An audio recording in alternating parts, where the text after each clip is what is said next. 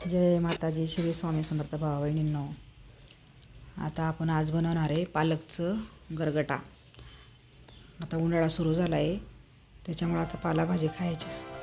मग आपण त्यात भिजवून घेतली ती मुगाची डाळ, तुरीची डाळ. त्यात आता कुकरला लावून देऊ आपण. त्यात पालक मी चिरून धुवून ठेवलं आहे.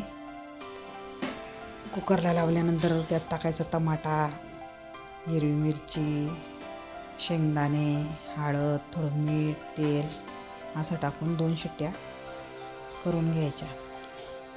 कारण की आता उन्हाळा सुरू झाला आहे ना, तेलकट तिखट थोडं कमीच खायचं.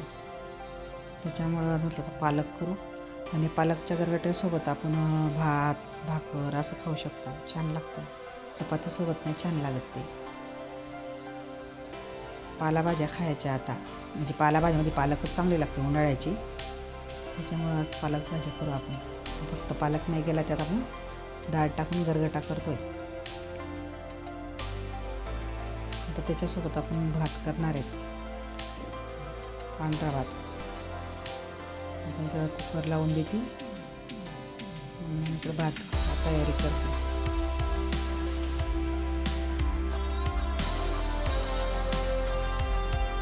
थोडी हिरवी मिरची टाकली, 2 हिरवी मिरच्या टाकले. तिखट नाही करायचं. 2 हिरवी मिरची घालतो. तिखट छान लागतं. ते पण आता उन्हाळा सुरू झाला आहे ना, त्यात थोडं दही किंवा ताक पण घालायचं आहे. चांगली छान लागतं ते पण.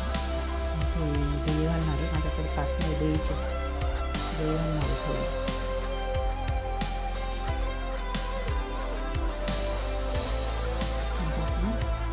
कुकर लावून घेऊ.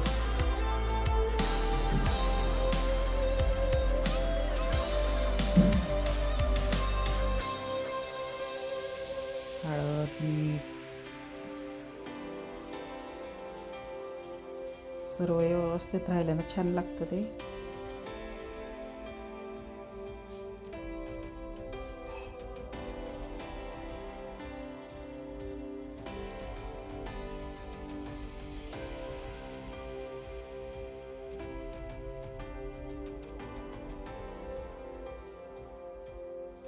आता आम्ही आलो आहे पुण्याला 2-3 दिवसासाठी.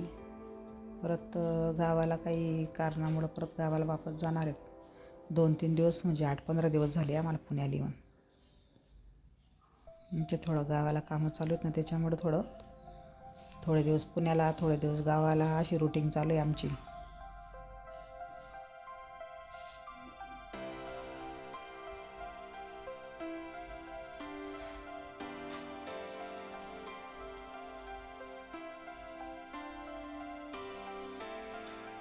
टमाटा चिरून घेते आता. त्यात टमाटा बी घालायचा. चिंच पण घालायची, छान लागतं आंबट आंबट. पण दही बी थोडी आंबट आहे ना, त्याच्यामुळं टमाटा आणि थोडे 2 चमचे दही घालणार आहे त्याच्यामध्ये. मग आपण वरून थोडी 2-3 हिरवी मिरची टाकली तर थोडं मिरची पावडर टाकायची, म्हणजे नाही का थोडं वेगळी चव येते. पण लई नाही तिखट. थोडी 2 मिरची, थोडी 1 चमच्याला थोडं कमी मिरची पावडर, म्हणजे आपल्याला थोडं कसं तिखट लागतं तसं. आणि लसूण चिरून नाही, टेचून टाकायचे. ते छान लागतात त्याच्यामध्ये. चिरलेलं लसूण नाही छान लागतं, टेचून टाकलं ना छान लागतं. आणि आमची डुगू कशी बसली बघा तिथं. बघितले का तुम्ही आमची डुगू, आमची डॉल. तिचं नाव आम्ही डुगू ठेवलं आहे. डुगू दिसली का तुम्हाला तिथं? ती बघा कशी बसली. आता भात घालून देतोय. भातावर खाणार का, कारण की मुलं काही आमचे चपाती भाकर खात नाहीत.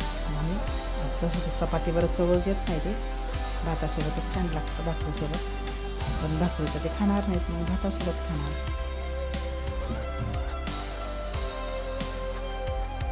आता भाताला 2 शिट्ट्या करून घेऊ आपण, म्हणजे झटक्यात स्वयंपाक होईल. 2 कुकर लावून दिले. आमची डुगू बघ तिथं. बघितलं ना तुम्ही कशी बघती, काय स्वयंपाक करताय.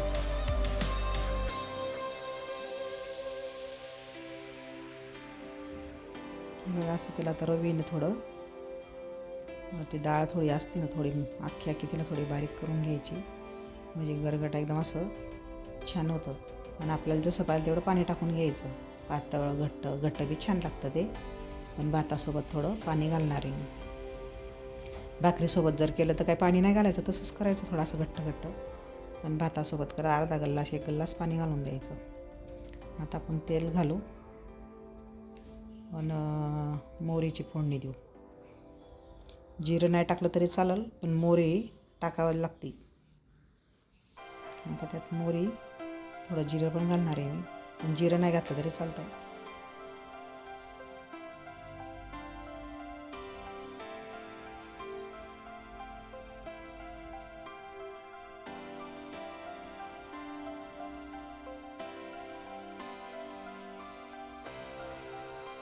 लसूण घातलं, थोडं जिरं घालते, टमाटर टाकते, थोडी मिरची पावडर,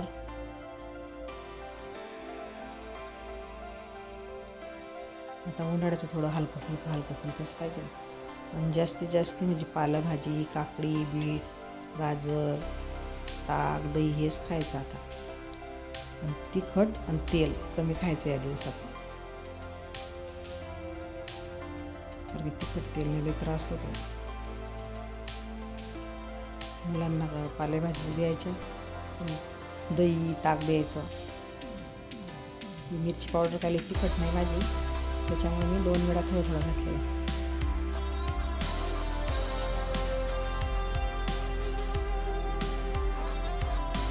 हळद घालायची थोडी, तिथं मी टाकली थोडी हळद, मी पण पुन्हा थोडी हळद, थोडं मीठ